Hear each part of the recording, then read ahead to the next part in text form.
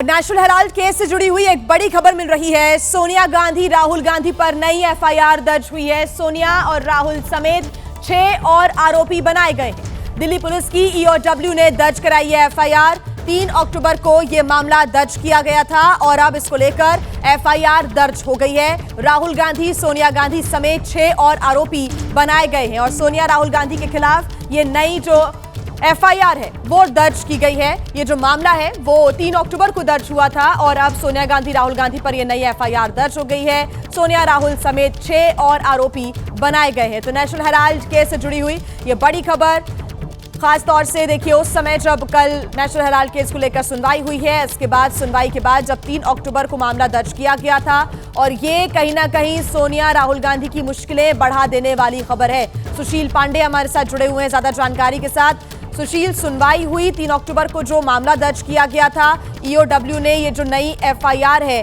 वो दर्ज करा ली है। मुश्किलें बढ़ना एक बार फिर से तय माना जा रहा है। सुशील, बिल्कुल, देखिए सीधे तौर पर नेशनल केस में जो ईडी इस पूरे मामले की जांच कर रही है, उसकी इन्वेस्टिगेशन यूनिट ने ईओडब्ल्यू को ये शिकायत दी है और इस शिकायत के पर जो ईओडब्ल्यू है उसने एफआईआर दर्ज की है। 3 अक्टूबर को एफआईआर दर्ज की गई है, जिसमें सोनिया गांधी का नाम शामिल है, राहुल गांधी का नाम शामिल है, सैम पित्रोदा का नाम शामिल है।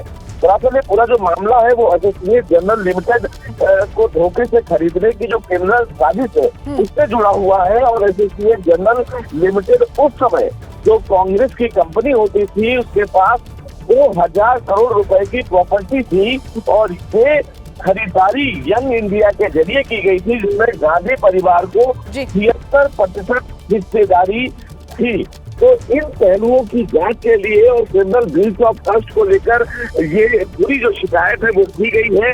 अब इस पूरे मामले में एफआईआर दर्ज कर दिया गया है, जिसमें सोनिया गांधी का नाम शामिल है, राहुल गांधी का नाम शामिल किया गया है, सैम पित्रोदा का नाम शामिल किया गया है। इन तमाम लोगों का नाम शामिल किया गया है। ईओडब्ल्यू अब इस पूरे मामले में जांच करेगी। हालांकि इस पूरे मामले में ईडी की तरफ से चार्जशीट भी दाखिल की गई है, जिसमें अदालत के द्वारा संज्ञान लेना है और इन तमाम लोगों को बतौर आरोपी समन इशू करना है। इस पर 16 दिसंबर को जो कोर्ट है वो अपना फैसला सुनाएगी। कोई प्रतिक्रिया अभी तक सुशील सामने आई है क्या सोनिया गांधी, राहुल गांधी या फिर कांग्रेस की तरफ से?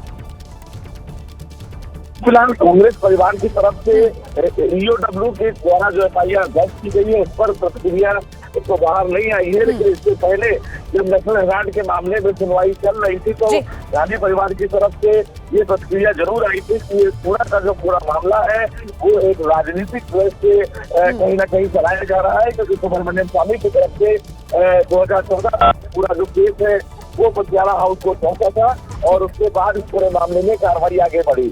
हालांकि गांधी परिवार की तरफ से सीधे तौर पर कहना है कि राजनीतिक वजह से ये पूरा जो मामला है वो चलाया जा रहा है, इसमें किसी भी प्रकार से उनका कोई भी इनकी संलिप्तता नहीं है। लेकिन ईडी ने इस मामले में इन्वेस्टिगेशन की है और ईडी ने पर्याप्त सबूत और तथ्य कोर्ट के समक्ष रखे हैं, जिसमें उनको बतौर आरोपी बताया गया है और ये कहा गया है कि यंग इंडिया और ठीक। सुशील, आगे जो भी डेवलपमेंट होगा इस खबर पर आगे आपसे अपडेट्स हम लेते रहेंगे। फिलहाल शुक्रिया तमाम जानकारी के लिए। क्या कुछ प्रतिक्रियाएं आगे आती हैं इसको लेकर गांधी परिवार की और जो दूसरे आरोपी बनाए गए हैं, या फिर राजनीतिक क्या प्रतिक्रियाएं सामने आती है?